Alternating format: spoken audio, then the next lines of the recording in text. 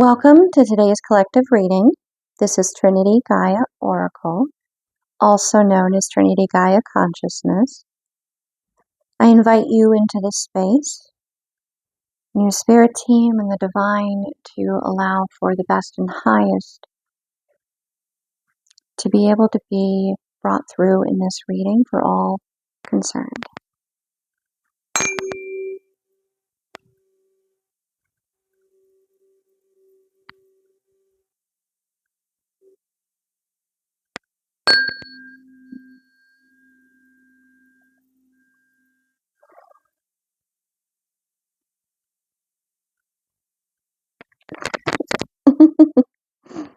I guess the flower of life wanted to show itself.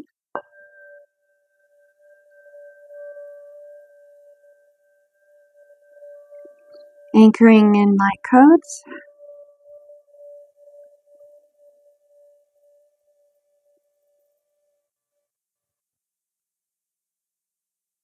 Maybe some grid workers tuning in.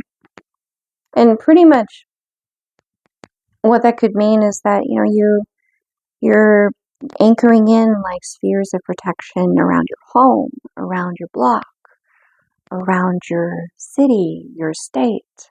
You just keep expanding out.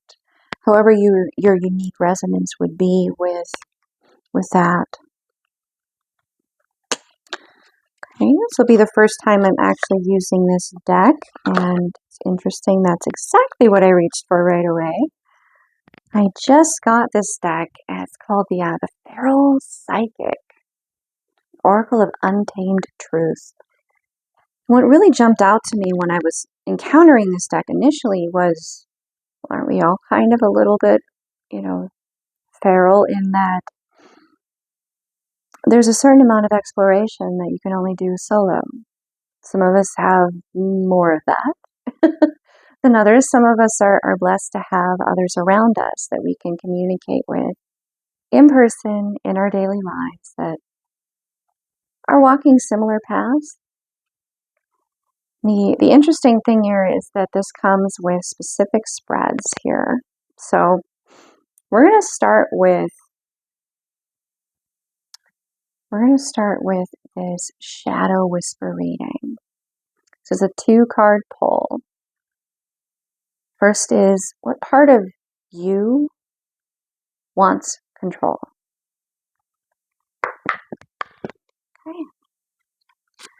Part of the collective is seeking control here. Okay, that's too many. This is for like your shadow side. Part of you that you maybe know is there, but you haven't necessarily allowed it to be heard. You've been resisting it, avoiding it. What you resist persists, and in order to fully know yourself, sovereign, pull all your power back, these parts of you,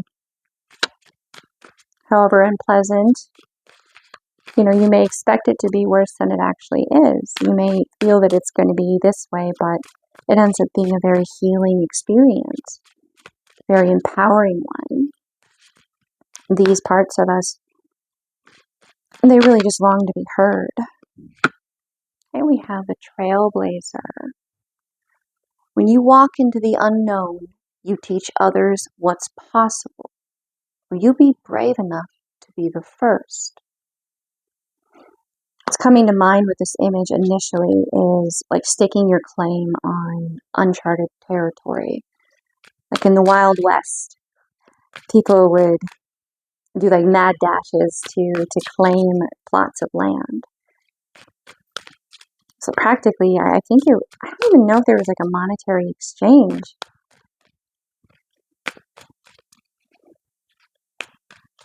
There's a story I encountered of a gal who jumped off the train and started running right away. She kind of beat everybody to it that way. Nobody else was jumping off the train. And this is the part of you that wants to take control, to stake your claim to what is yours, even though nobody has guided you there. No one has been there to your knowledge. To your knowledge, like there could be a master from another tradition or spiritual history, lore, mythology even, that you may encounter in a year or two somewhere on your path and be like, wow, I wasn't the only one. Huh. How cool. Okay, that was too many there. Well, okay, you want 2 for there? Okay. But this part of you wants to lay claim to what is yours, even though it's uncharted. And this part is for a part of you that needs compassion. We have the path to power, or path of power and self-sabotage. The path of power is paved with passion. The more aligned you are with your essence, the less you have to push. Power flows where truth lives. Self-sabotage. The moment things start going well, you reach for chaos. That's not a coincidence. It's a defense mechanism. So this is a tug-pull here within you of balance. For those of you that have been with my channel for some time, one of the consistencies that I always talk about is that the only real truth that is universal, just like math, binary code, universal, is love. Love. Love of a parent for a child, love of a friend, love of a family member, love of someone that you feel is the other half of you, the only person that could fully understand you, the love of yourself and the dreams that you wish to see into fruition, appreciating the subtle things. There is love in all of these.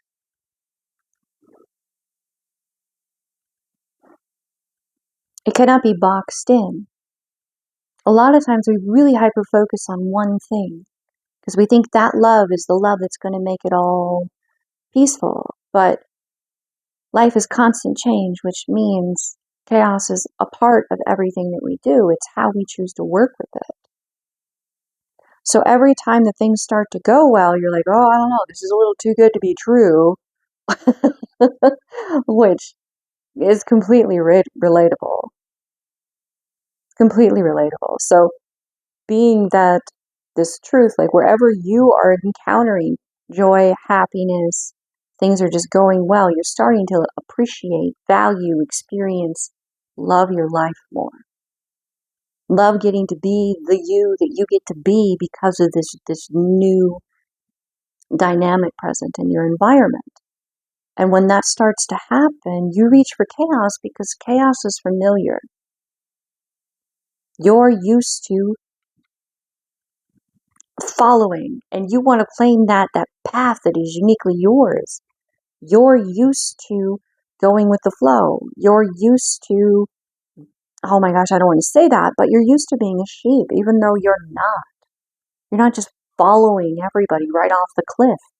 You see that cliff and you're like, I don't know. You're going to be the one sheep at the top that's like, that didn't jump. But then there you are. You're used to being a part of that pack of people that move in a specific way.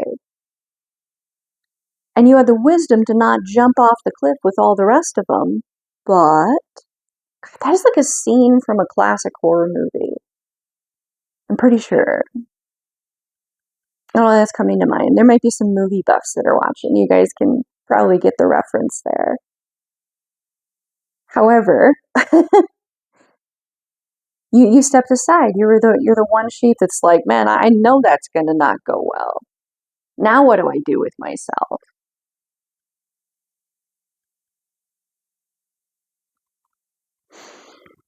This part of you that seeks the familiar, which is chaotic. It is always some form of adversity that you must be overcoming, transmuting.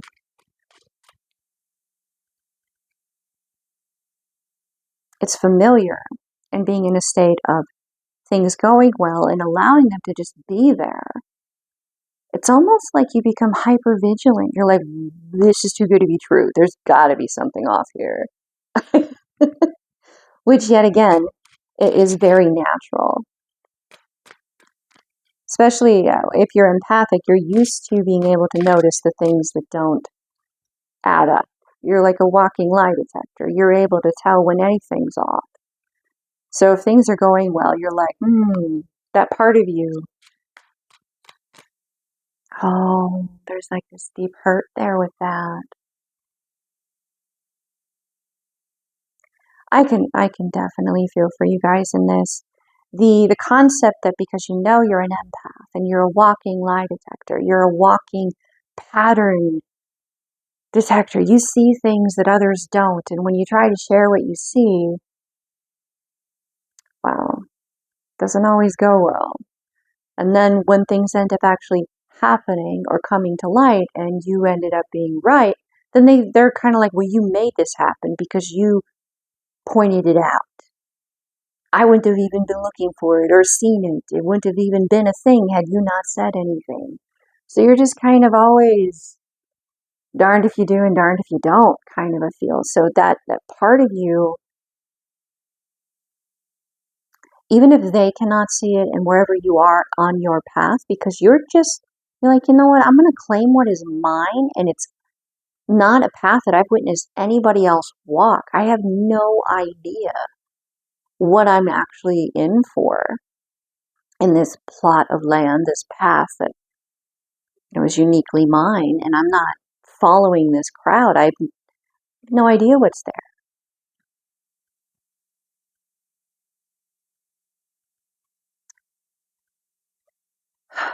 It's a lonely path, it is, but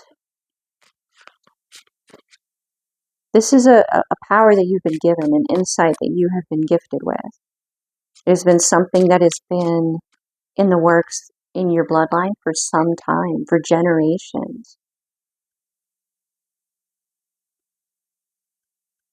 This is your superpower. It is. And something that came into clear focus in the meditation coming in was, you're not your thoughts. Like, you keep showing up for yourself every day, and that you are driven, you are disciplined.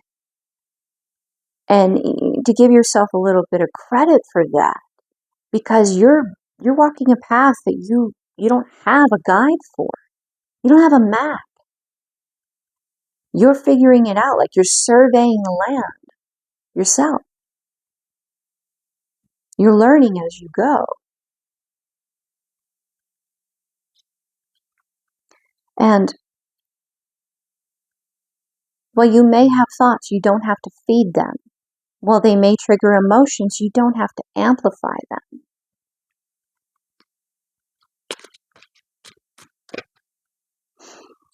So you may have these thoughts, these shards of glass that want to come in and kind of disrupt your experience of this surveying of this land, this sovereignty, this power that is yours. But you don't have to own them as your thought, as your feeling. There's definitely an element of there being psychic attack and projection here, whether intentional or unintentional.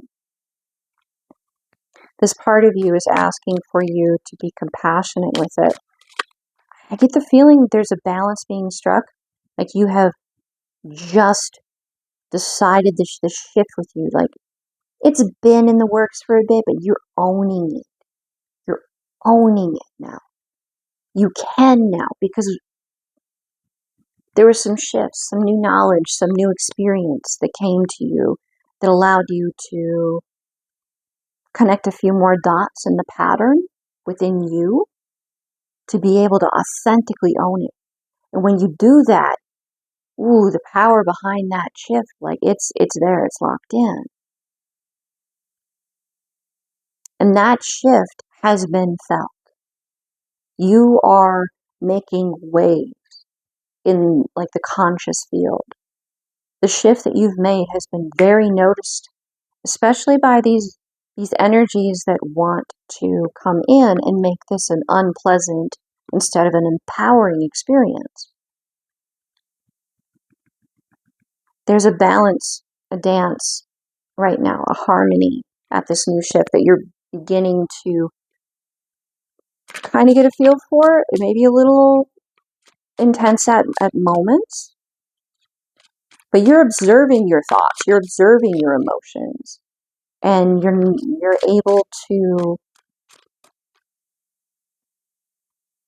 decide when to give and when not to give, to feed them or not to. Now we're going to move into the ego here. This is how your ego right now is kind of hijacking or trying to hijack. If there is going to be projections coming in, it will be targeting you through predominantly your ego. This is an opportunity to see where you have healing yet to do.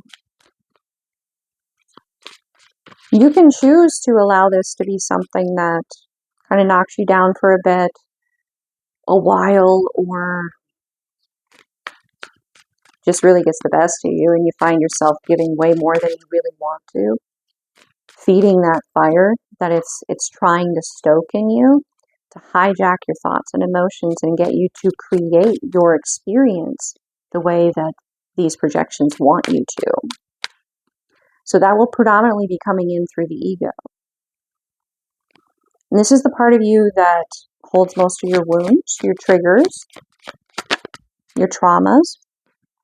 So it deserves a lot of compassion and healing. So it can be a blessing in disguise. So for the first placement we have here, your ego hijacks your choices through playing safe. You know what you're capable of, so stop pretending you don't, just to keep things safe, quiet, or familiar. This is the view through which the world actually is, and then the view through which the world wants you to perceive it. This is keeping the waters calmer. This is not speaking your truth. This is trying to keep everybody happy, content, like you're only able to be content or at peace once everyone else's needs are met. That kind of a thing. Which, as someone who's empathic, that is a challenge when you're learning to assert energetic boundaries.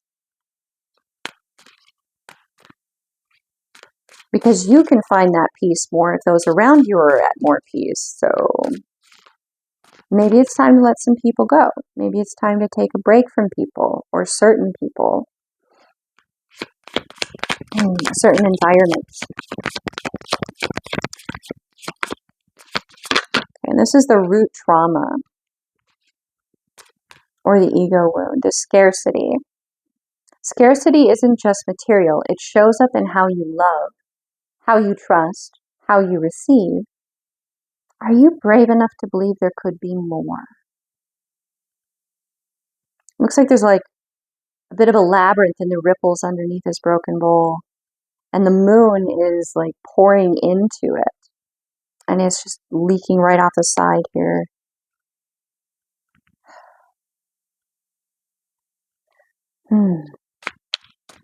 So because you keep trying to help those around you be more at peace so you can finally be at peace, this is how the projections keep you constantly exhausted, constantly giving, because the moment you have a moment of peace, it's just enough before this starts again.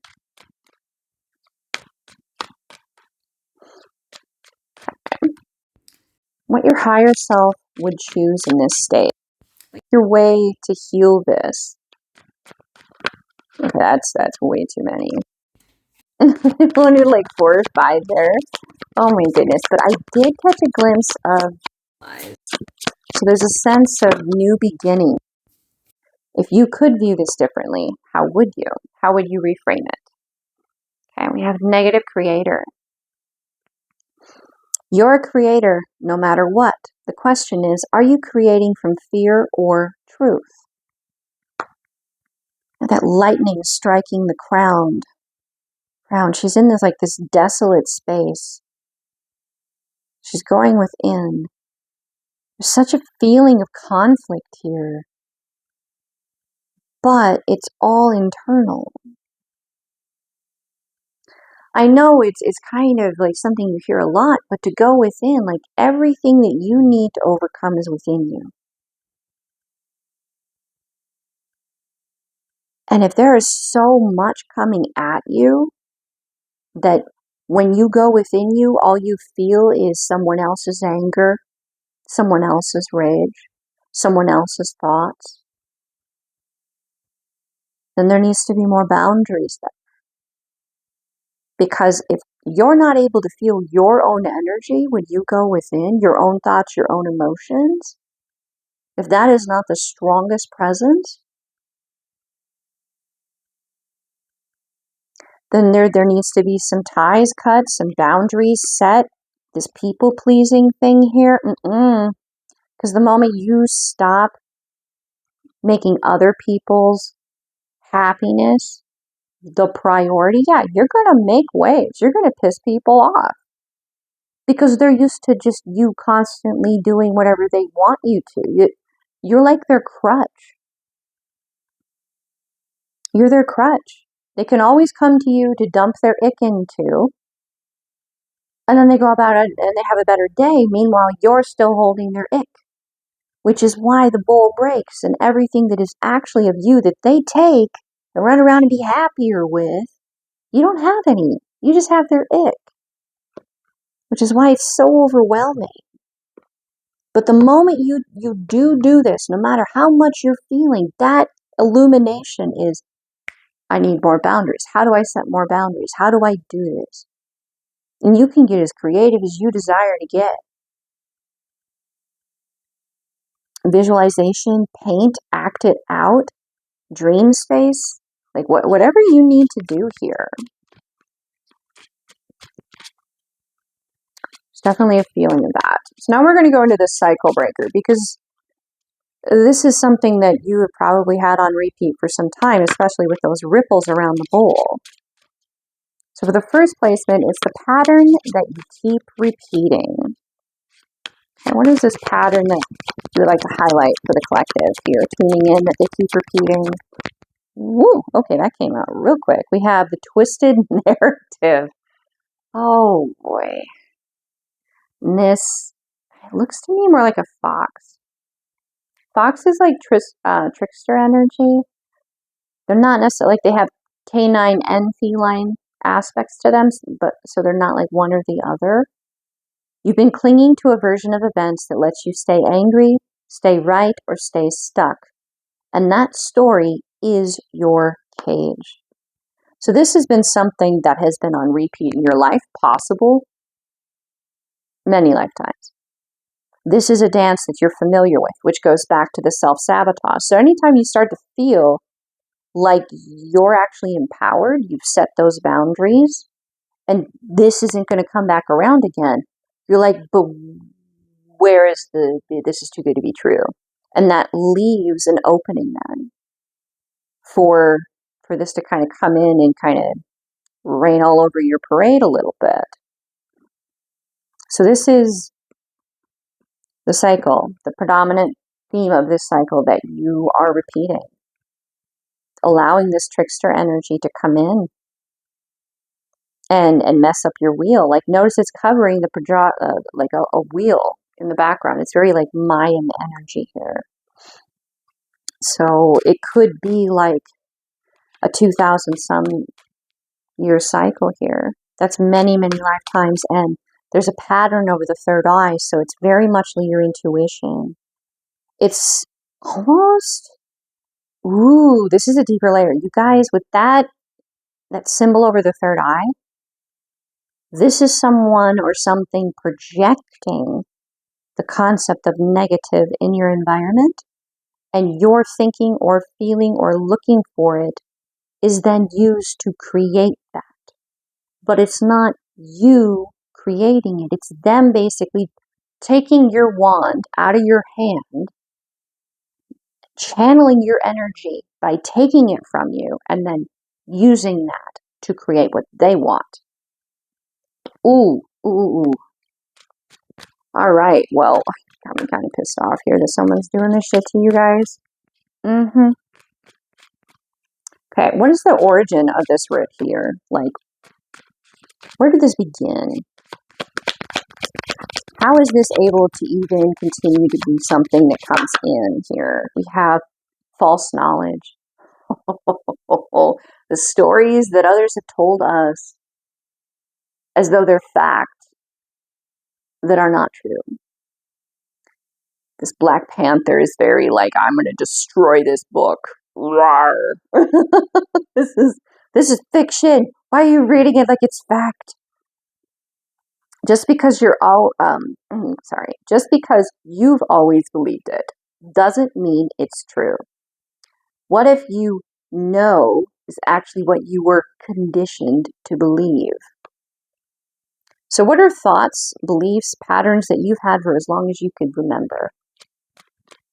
Go back to your very first memories, or maybe they're experiences and memories that later in life you reframe to mean something, to have more meaning than they necessarily did originally. So core beliefs. A lot of this comes back to traditions, cultural, even just like within family. Like, this is how, a healthy relationship looks. But was it really healthy? Really? This is how, you parent. This is the way to parent. This is how to play with your peers. This is how teachers interact with students. Boundaries, boundaries, boundaries. Where are they? What has been consistent? How is this manifesting in your life right now? How are these false beliefs manifesting in your life, allowing this in? Oh. Guiltless. Butterflies. Okay. Forgive the version of you that didn't know better. You weren't broken, you were becoming. Ooh. This is highlighting for me that there was a time maybe where you thought you discovered some beautiful overarching wisdom to all of it, but it was through someone else's storytelling. It was through someone else giving you the truth.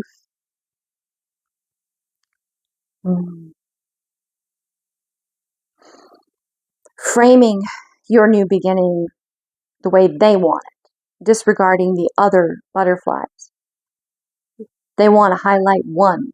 It's the one they want you to highlight. And the you at that point, you were newly discovering this part of yourself. You were, a little more trusting, naive, innocent, childlike, and they took advantage of that. They took advantage of that. I get the feeling of people wearing others' energies and coming to you in dreams or in visions, wearing their energy as a mask and like banking on their credit with you. Like, maybe the person they came to you in a dream was someone that you have really good memories with, someone that was a healer, someone you could trust. But really, they were there to sabotage you. If anybody shows up in your dream space and offers to give you something to eat, it's kind of like an Alice in Wonderland thing. Or when, like a lot of the older stories, don't eat or drink anything when you're in the fairy realm. Just don't do it. Okay. The key to breaking out of this. What is the key to breaking out of this? I mean, clearly, like highlighting or exploring what these false truths are. Blessed by fire. Ooh, transformation. Ooh. This hawk, it's like, see the higher view. With all that mountains, it's very grounded in reality. Very 3D physical as well as spiritual. Looking back, you can acknowledge that every trial was an initiation. You are not cursed. You are blessed by fire. So this gift of being empathic, of being able to see beyond the surface, behind the mask, behind what someone wants you to think. Oh, I'm okay. No, you're not. You're just wanting us to hear that, but you're really not. You're going to go in the bathroom and cry in about 5 minutes. You're like at a party and you could just see this in someone. So it's like, okay, well, do I say something? Do I not say something? And the moment that they know that you know, it changes things for them and how you move. Just by being present and aware, you are alchemizing. You are allowing a new path to be open as an option for someone. This is like, what is it with horror stories in this? I have Carrie coming to mind here. So you bring transformation to false narratives, to corruption, to illusion, to petty low vibrational energies, to people that are walking around completely controlled by entities and beings, and they're under oppression. They are triggered by your light, by your presence, by your awareness. They're threatened because they know that you see them. And if you see them, you can expose them. And that means that their influence over others around them that are not completely under their sway yet is undermined just by you being there. Yeah. So speak your truth. Be there. Let them be uncomfortable. Let them make a fool of themselves. Let them expose their falsity, their false light. Let them expose themselves. Let them get frustrated when they try to create the narrative the way they want it to be and it's just not working. Let them get frustrated. Let them lose their own cool. They're in that moment, it's between them and the divine. It's not about you anymore. It is not your fight. It is not about you at that point. So if you are feeling any kind of excess psychic attack coming in, if you feel like they're just constantly taking, take a moment and seek that truth, that connection, that source, that love within you, and invite it in, to your space to surround you. Now, I've seen a couple of movie clips of this, shorts. I've also, encountered little bits and pieces here and there where they talk about how these low vibrational energies, when you're reaching for a higher vibrational energy, they'll get pissy, yeah, but it's because they cannot compete with the Creator. The Creator is more powerful than them. So they're losing their influence. So just know that when you reach for that higher vibration, that higher power, they may get kind of, they may expose themselves.